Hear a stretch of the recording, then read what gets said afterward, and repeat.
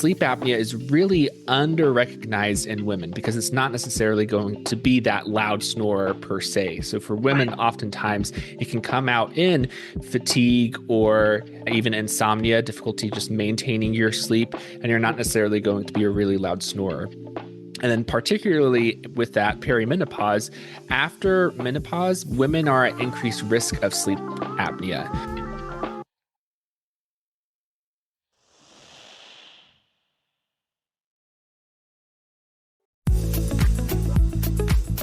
Hi, I'm Glennis Woods Mullins, and I love to help women to vibe, to be more vibrant, intuitive, beautiful, and empowered in midlife.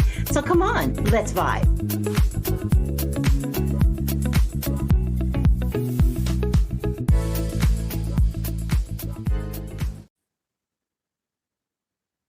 Many of you over the last few months have talked to me either through email or through my TikTok rooms or sometimes on my Facebook lives about this whole issue around sleep. You're just not getting a good night's sleep. And even though I've told you that a lot of times it's hormonally driven, that doesn't necessarily answer the problem in terms of what to do. What are some of the solutions? So I'm so glad to have with us Dr. Benjamin Long, who is an expert on sleep. And he loves talking about sleep. And I have to ask you, Dr. Long, how did you get so interested in sleep? What led you to this? Yeah, it was somewhat fortuitous in that I was in my last year of training to be a pediatrician.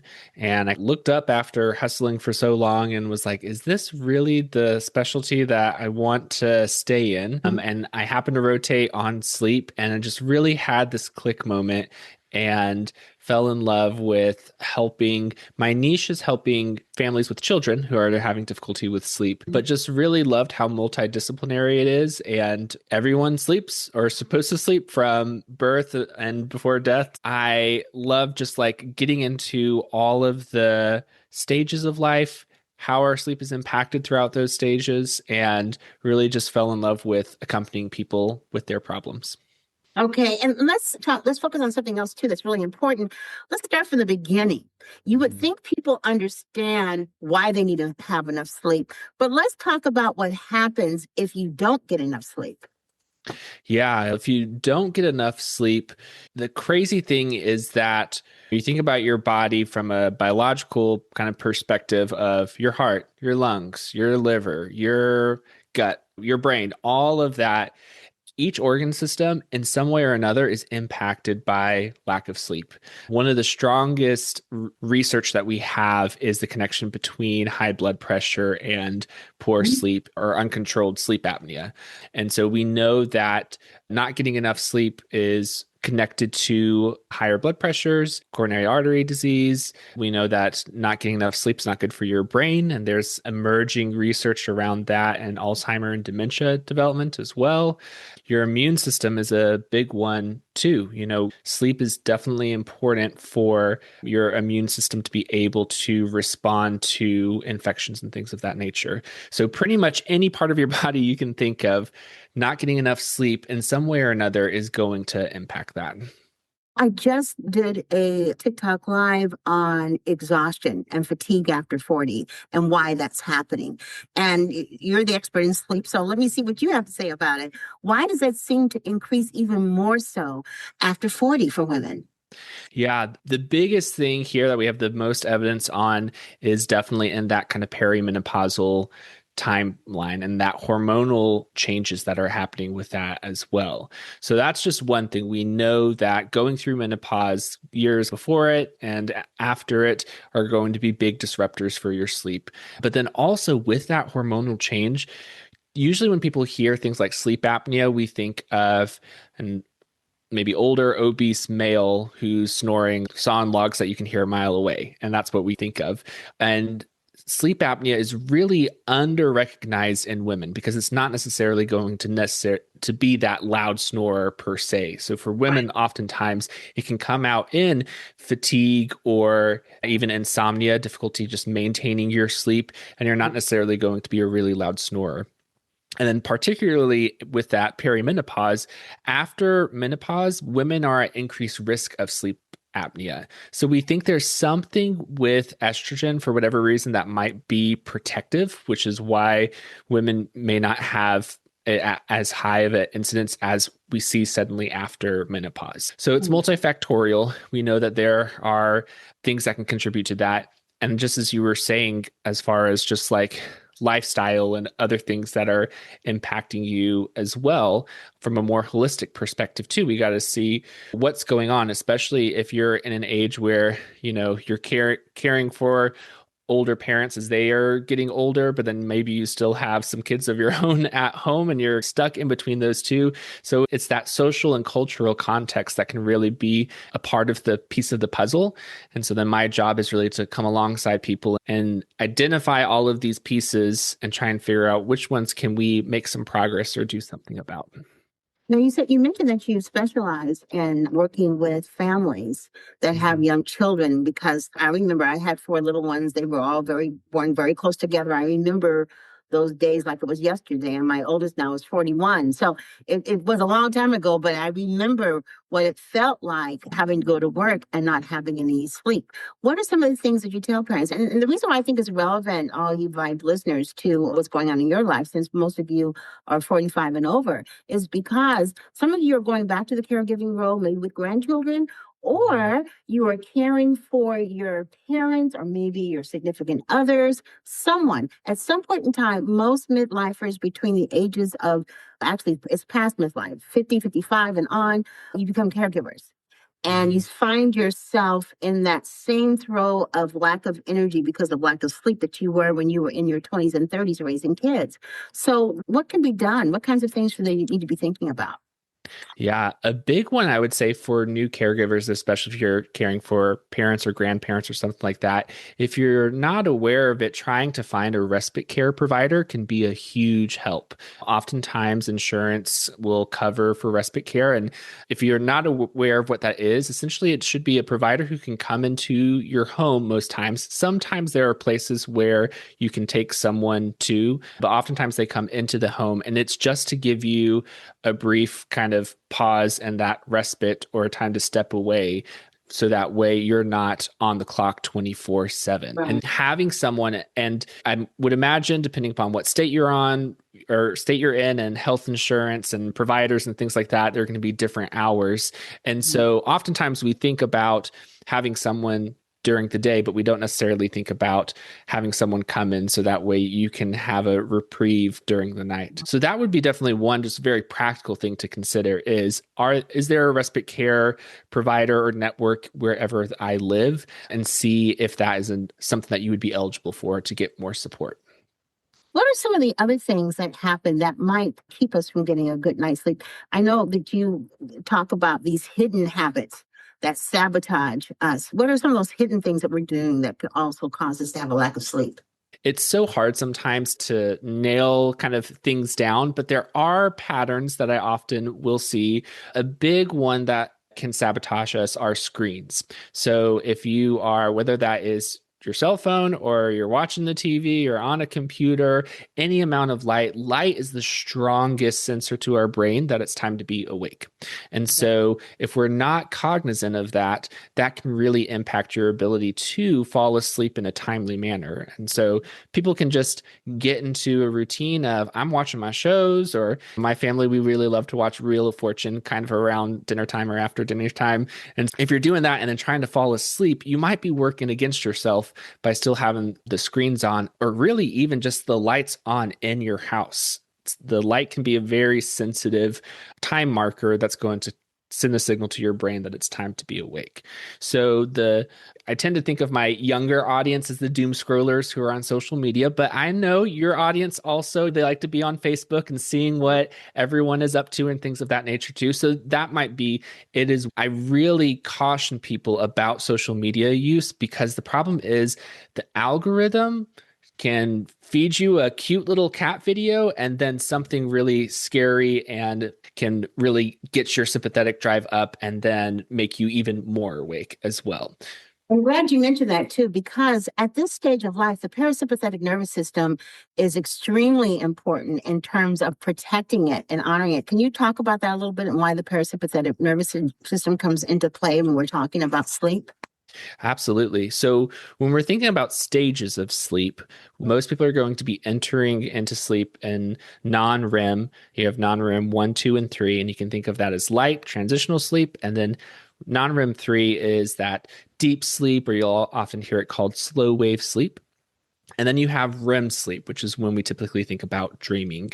And then it's slightly simplistic, but I typically tell people think of non-REM 3 as restorative for your body and REM as restorative for your mind.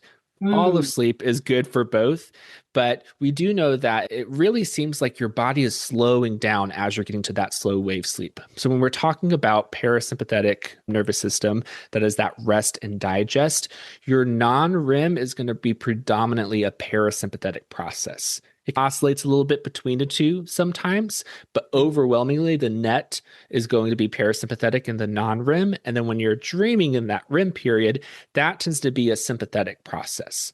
But since you're entering into sleep in non-REM, it's really important to be out of that fight or flight so that way you're calm enough to be able to enter that non-REM. That's really interesting because a lot of people don't understand that. Like I said, in my room just now, I had about 100 people in there. And there was this one guy who was talking about, I only need 4 hours of sleep and I feel just fine.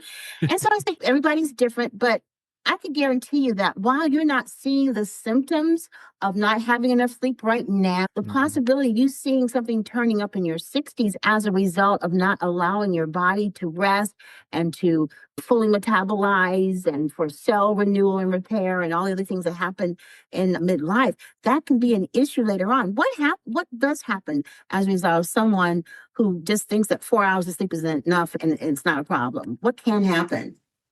Absolutely. One of the kind of workshops that I have done throughout my career is talking about fatigue mitigation for healthcare workers because we are some of the worst when it comes to taking care of ourselves and our own bodies.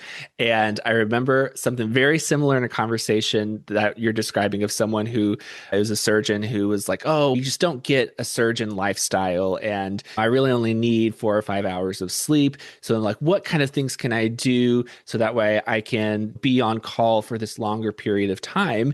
And I just kind of looked at him and I'm like, okay, where do you want to be when you are 75 years old? And he just kind of looked at me like, what? And I was like, because the track you're on right now is heart disease, dementia, increased risk of cancers. The list can go on.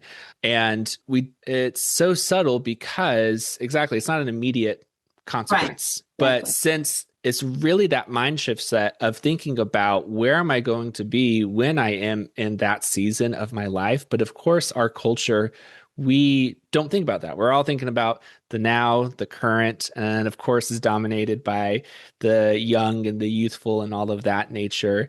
And I think more and more we're getting more and more research that is seeing the repercussions of that have been around as far as it's interesting the number of stories I hear about doctors who later on in life have dementia or all these kind of chronic illnesses that they have served for so much of their life going without sleep to be able to serve their communities. So I think it really does, the body kind of pays that price. And more we're starting to see that, I think.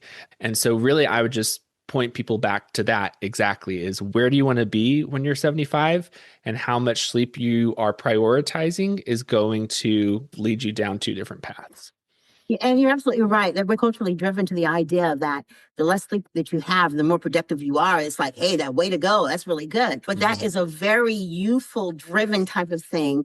And we also have a tendency not to think a whole lot about what's going to be happening down the line, maybe in terms of investing for retirement and stuff like that. But in terms of our health and everything else, Mhm. we to take that for granted in the 20s, 30s, and even 40s. But you're Yeah. right. The chickens come home to roost in the 60s. I know because I'm 68. And the only reason why I look the way that I do and the energy level and everything else is that I started doing what I do now 19 years ago in my early 50s. And I could see, okay, I definitely need to make some changes because I was on that same track of pushing, going, minimal sleep, still had energy, raising the kids, traveling in a corporate job, all these different things until finally I hit the wall.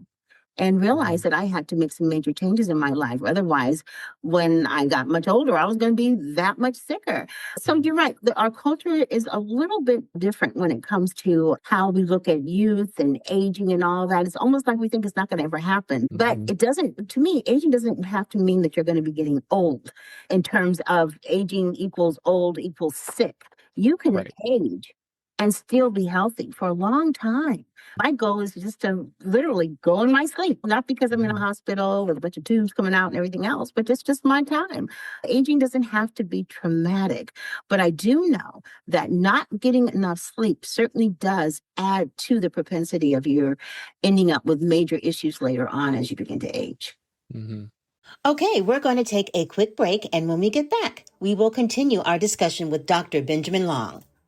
Let me ask you, how often are you dealing with congestion, sinus pressure, or allergies and just pushing through it? If that's you, I want to share something that really made a difference for me. It's called Sonu, a drug-free, FDA-approved therapy that uses personalized sound waves to help open your nasal passages. What makes it unique is that the sound waves are custom tuned to your facial structure. So it's designed especially for you. When I started using it, I noticed a real shift, especially with that stuffy nose I used to wake up with every morning. It actually helped me breathe clearly again. Those gentle vibrations work through your sinus cavities too, calming inflammation, reducing congestion, and supporting natural airflow. And it even works with your nervous system to reduce swelling. No medication needed. If you want to check it out for yourself, click the link on my show page to learn more. There are short sleepers. There truly are people who only need maybe 5 hours or something like that. But I always tell people from the research, we don't have a lot of research in that area, but from what we have, we know it's a very small portion of the population that's all that they can do. So oftentimes when I'm sitting in front of someone and they're talking about they only need 5 hours, but then they're saying I have to drink several cups of coffee to stay awake, or I have decreased energy at this part of my day. There's more to the story than I'm like, okay, you're not a true short sleeper. A true short sleeper, it's not going to be that I get 5 hours and I can get through my day. I can push through it. I'm okay. I'm 5 hours. I wake up. I'm totally refreshed and I don't need anything in Right. You order don't to need any get stimulant. through Right. the Mhm. day. And God bless them. That's amazing. If that's all that they need. And it's so hard because then there are people on the opposite end that are truly long sleepers that they actually need 11 hours. And if they get 11 hours every single night, I've had patients like this that then they're fine. They're fantastic. Their career field or the things that they're in, it's not conducive for them to be able to Wow. get per se. Yeah, our society doesn't quite support an 11-hour sleeper. You're right. Yeah. You're right about that. And I know that you also have a very interesting philosophy about sleep and religion and how they're intermingled or can work together. Can you tell us a little bit about that? Absolutely. So, my primary area of interest was looking at the intersection of sleep and Christian theology. That's Mhm. my faith tradition that I come from. And I noticed a lot of it organically came from talking with my patients. And I get a religious history or spiritual history as part of my encounter with my patients and just ask them, is religion or spirituality an important part of your daily life? And what I started to notice were people who say, yes, I'm a Christian, and they say that they read their Bible or they pray, and that's important practices within their life. But then when it came to how they respond to insomnia or a sleepless night, I rarely actually found people who responded with connecting with God or utilizing the natural faith tools that their religion gives them. And Mhm. so that just led me on this journey of, okay, why is this? But then also, as a Christian myself, then thinking, what theology am I supposed to believe about sleep? What does the Bible say about sleep? And that kind of led me on a whole journey of really discovering a different way to see the sleepless night and really as an opportunity to connect with God instead of necessarily some kind of barrier that I have to get through, or a real common one I see that people don't often even realize they're saying is, well, if I can't sleep, then I might as well be productive. We Mm. so idolize productivity in our culture. And in a time where it's literally like you don't have to be productive. I have so many people who they will do something to be productive when they can't fall asleep. And even us as sleep health practitioners, when we are treating people with insomnia, cognitive behavioral therapy for insomnia, often when we're supposed to identify what are some tasks that you can do that while you're waiting to feel sleepy, often it is productive tasks. And what I found in the Bible and biblical narrative is really something countercultural, as this is a time to rest. I don't have to be productive and I don't have to bow down to that idol. So what is a way for me to navigate the sleepless night differently? And I think the Bible gives this beautiful narrative of a way to do that in connection with God that you don't get if you are just operating from a typical secular humanist kind of perspective. And I agree with you. I always wake up. I'm one of those three a.m. wakers, but I have trained myself to go back to sleep. But when that happens at 3 a.m., I will go ahead and turn on one of my meditative prayers or listening to scripture. Sometimes there's Dr. Cindy Trim. I don't know if you've ever heard of her or not. Dr. Cindy Trim does something called atomic prayer, and they're usually about 45 minutes long, and they're very comprehensive, and it's based on scripture. And I do fall asleep listening to that. And I'd like to think that it's embedded somewhere in my subconscious. And I know that it is because I belong to a prayer line. I belong to two, one that's at 5 a.m. in the mornings and one that's at 7. And we all take turns praying. And a lot of times when it's my turn to pray, these scriptures will come up in my mind that I'm not one of those people who study scripture and try to memorize it. It's Mhm. just that it just becomes a part of me because you've listened to it so long, either at church or Bible study, or in this case, listening to those atomic prayers in my mind, and it just comes out. I take a look at my inability to go right back to sleep right away as an opportunity to listen to this stuff, and it does have me go to sleep. Now, I don't know, maybe it's not a good thing, but my husband, he sleeps, snores, he doesn't hear anything. So it may be difficult for people to listen to that and they have a partner. I don't think it's probably a great thing to fall asleep with the headphones in the ears. I don't know what are the studies on that about people who are falling asleep with the headphones in their ears? Yeah, not entirely sure off the top of my head. I know that I think that was a study, but it was not done with headphones. It was on like the white noise machines and whether that was going to impact any kind of like development for using that in children. And there hasn't been a consistent link for that. So I'm not entirely sure, but I can definitely do a little digging and see if there's anything for definitive that's out there. But my initial reaction definitely would be all of our sleep environments, we are constantly conditioning ourselves to some kind of environment. Sometimes you'll see some things online that talk about, oh, if you need a white noise machine or certain kind of background things, then it's some sign of a deeper undealt with trauma or something. And there's not really any good evidence to say that for sure. But you definitely can condition yourself to start to require having headphones on or something like that. And if you want to break that habit, it takes time. So that's what I know most of off the top of my head, but always happy to dig and see if there's anything else. Well, I've always wondered about that. My first inclination is to say it's probably not the best idea to Right. falling asleep with stuff in your ears, just more Mhm. than likely. But that's happened to me before, and sometimes when I'm listening to Audible or something, and I drift off to sleep, and it's still going, and I'm like, oh darn, I missed the whole thing. I got to back it up. What's interesting when I do listen to it again, and I back it up to where I think I left off when I fell asleep, I did remember everything that I heard in my sleep. So I thought Yeah. that was interesting. But another thing that I've noticed that a lot of women also, they have issues sleeping, but they also have issues with insomnia, which is a totally different thing. What's the definition of insomnia and what can cause it? Absolutely. The medical definition for insomnia is if you're having difficulty falling asleep, whether that's the beginning of the night or from a nighttime awakening, within about 30 minutes. And most of the clinical diagnoses for sleep disorders at the bottom are going to say something that it has some kind of impact on your functioning or daily life or things of that nature. Someone might have a difficulty falling asleep maybe once a week every now and then, but it's not really impacting them. Then we don't necessarily label them with a label of insomnia. But certainly if it's happening frequently, usually my cutoff that I typically practice at is about 3 to 4 times a week, or where it's a significant thing. A common one are kind of the Sunday scaries where people have difficulty because they're so stressed about work and then they are like, I have to go back to the office on Monday. And so even though it's once a week, it really impacts their beginning of their week and that kind of bleeds over.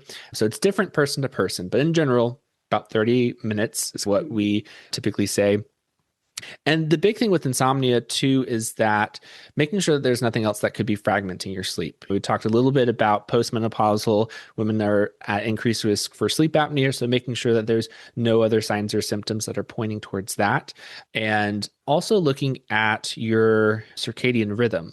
You can think about your circadian rhythm as an activating rhythm. So the two process model of sleep, you have a sleep pressure that from the moment you wake up, that builds, builds, and builds until you finally fall asleep and that starts to come down. Versus you have your circadian rhythm, which is an activating rhythm. So that way it's this waxing and waning pattern that has to be entrained every day. Because fun fact, our circadian rhythms are actually slightly longer than 24 hours. They're about 24.6. The way that we found that out were these two scientists who were really dedicated to science. They went spelunking and were in total darkness for 30 days and tracked their sleep-wake cycles. And so what they found was that it slowly started to, move forward without the light being able to train them every single day. So I was like, thank God for you, because I would not have done that first. Oh, absolutely not. Is there really anything to the idea of being able to reset your circadian rhythms by getting out in the morning early light and looking kind of like towards the sun or going out for that early morning walk? Yeah, absolutely. So light is we in sleep medicine call it Zeitgeber, from the German for time giver. Light is the strongest Zeitgeber. The other things you have are social interaction. Your meals and the stretching of your stomach when you're eating meals are going to send a signal to your brain. Movement and activity, all of those things are signals to your brain that it's time to be awake and are going to entrain your circadian rhythm at a pattern. And infants, newborn babies, they don't have a set circadian rhythm. They're primed with being able to develop that, but it really takes the first few months before they start to have a consolidated sleep in a set rhythm.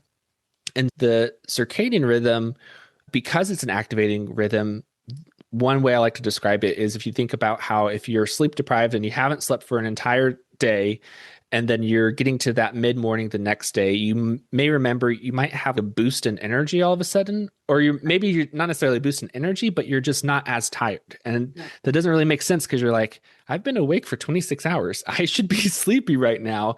But you're not. And part of that is because your circadian rhythm is on that upswing and you feel more active. So you will soon find out if you don't fall asleep, you're going to start getting to your typical midday slump that all of us experience. And all of a sudden, you're going to really start feeling all of that sleep pressure from being so sleep deprived. And so that does have to be entrained every single day. And it can be moved. There's moving your circadian rhythm that we test in a controlled environment in a lab compared to real life. In a lab, we tend to be pretty good about moving people's circadian rhythm because a researcher kind of shoves you in a closet, you're in dark, and then you're in light, and then you're in dark, and then you're in light. And so that's a really easy controlled environment.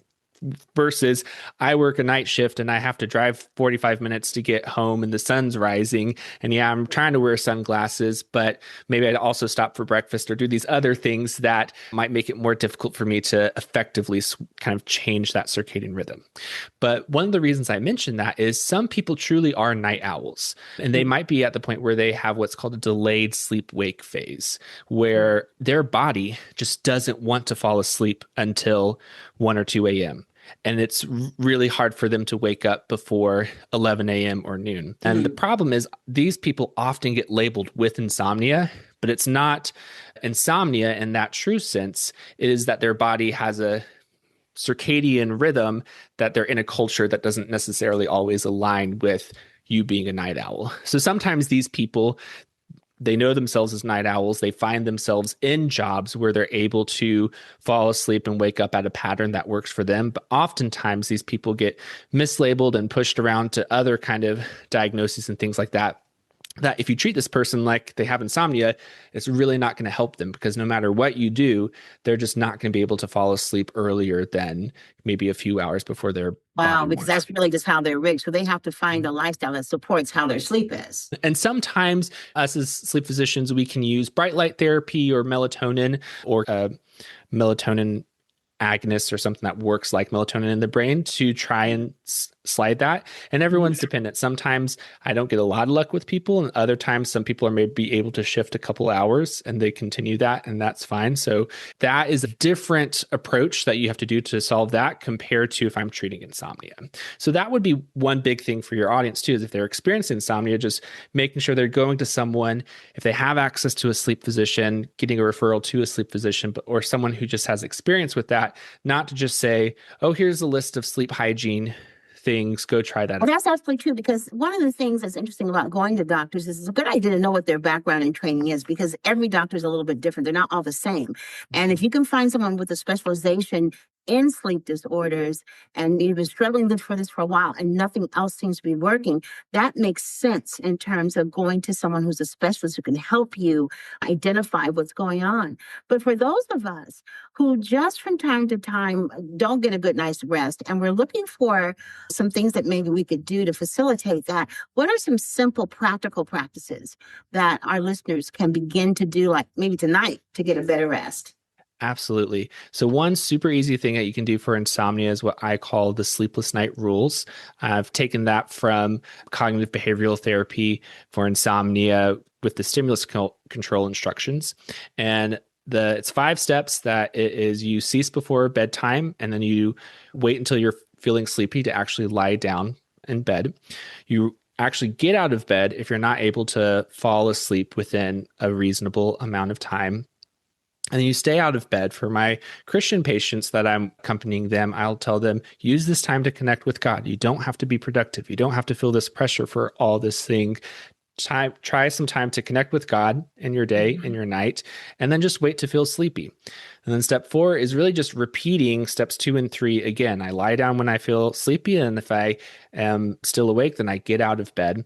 And then step 5 is resisting sleeping in and taking naps. Sometimes I say that last part and people are like, hold up, you lost me there. I love my naps. What are you trying to do? But sleeping in and taking naps, those two specifically are maladaptive behaviors that help you in the short run. You're like, I had a terrible night's sleep. I'm just going to sleep in a little bit so that way I feel better for today. Or I'm going to just take a nap in the middle of my day.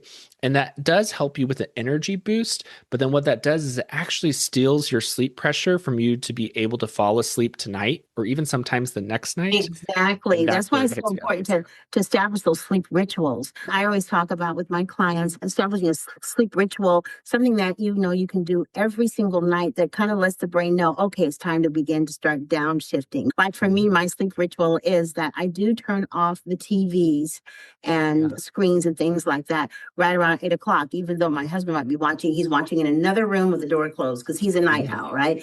And then I turn on my shower, I get my diffuser with my lavender, I might turn on a bit of music. I like to get in the bed and read something that is not going to be like, I'm not going to read a murder mystery or anything like that. I'm going to read something that's relaxing that helps me to go to sleep. And then finally, I make sure that my phone is not in the same room. It's in another room because the lights and the sound is turned up. So all my children now live in different states. So if something happens, I'll hear the phone, but it's not going to keep me from going to sleep. And it's just a little sleep ritual, but it does work for me. Oh, and I make my tea. I always make my tea. I sip on some tea before I go to sleep. But I do it almost every single day at the same time. And it really does help lull me to sleep. And before I started this sleep ritual, which was a couple of years ago, I was not going to sleep at the same time.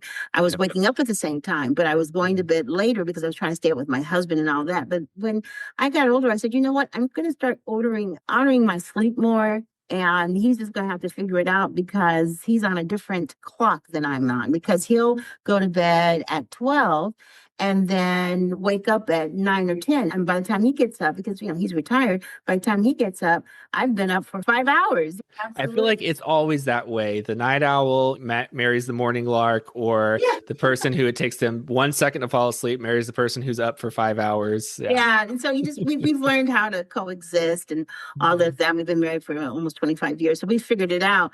But it's really interesting because number one, you have to honor your body's clock. You have to honor the need for rest. And if you're not able to get your body's clock to go along with your need for rest, then it's time to talk with someone like Dr. Benjamin Long, who specializes in sleep. Dr. Long, it was so wonderful having you here today.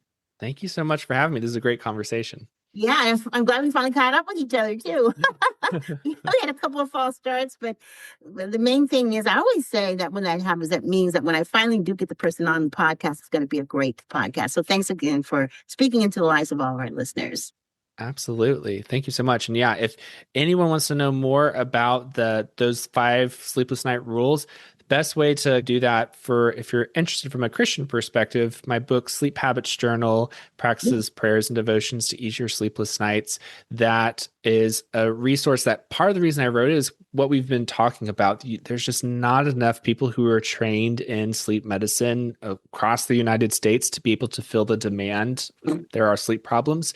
So if you are that person that you're experiencing some insomnia that's making it difficult for you to live the life that you want to live, I wrote this journal in a way to be accessible. I like to say it's the insomnia book for people who hate to read because I wanted it to be, each page is like an activity. And so that way you're not like picking it up and you're in the middle of a chapter and you're like, wait, where was I? And okay, I have to get to the end to these questions and all this kind of stuff. It's centered around those 5 rules that we just talked about. And then you can just jump into, let's say you're like, I'm a person that I love my naps. It's really hard for me to resist taking a nap or sleeping in. I have a whole section on that where each activity in there is helping you to move step by step closer to that goal. Oh, that's fantastic. I love that. And everybody on the show page is going to be all of Dr. Ben's information, including a link to his book, so that you can go ahead and pick that up as well. Thanks, everybody, so much for listening. It's wonderful having you here today. Can you believe it? We are in 2026. At least that's when we are recording this podcast. But regardless of when you might listen to this podcast, please feel free to comment and share the podcast. We have over 160 something episodes here for you to take a look at. Review all of them because there's such great information that's going to help you to vibe, to be more vibrant, intuitive, beautiful, and empowered as you start this midlife journey. Thanks so much for listening. Wonderful to have you. Have a fantastic day. And don't forget to vibe. Bye-bye, everybody.